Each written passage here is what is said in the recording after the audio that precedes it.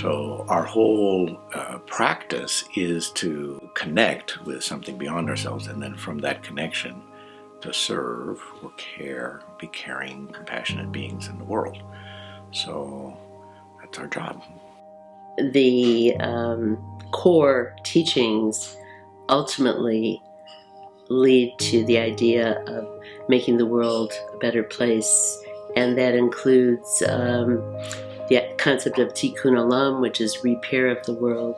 The denomination puts a lot of effort into defining that consensus, which then gives congregations an impetus and a place to stand in speaking out on issues. The thing I love about FAN is that it's across the state and interfaith, and that it has an agenda every year of incrementally making the state a better place to live. Faith Action Network is one stream and one strand that helps make these kinds of changes, but they can't do it by themselves, and the church by itself can't do it.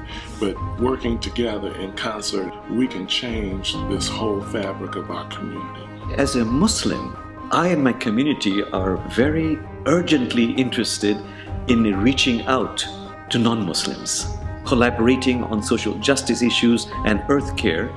This is the best way to overcome any polarization. The interfaith display of solidarity, it makes a much different impact than having them see communities, separate. It sort of allows those who want to remind our fellow Americans that we are all Americans, it allows them to have that voice, and for the average person to hear that message versus just the message of those who are out to divide us.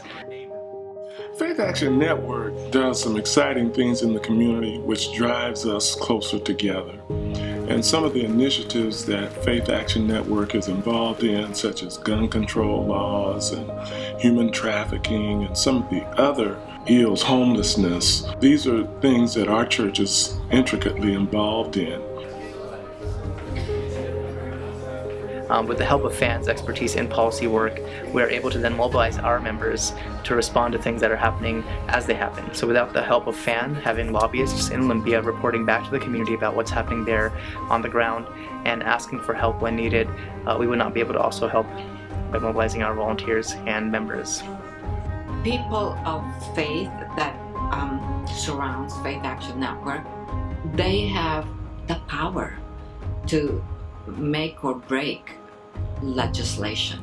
They also have a network outside of faith that they can work with.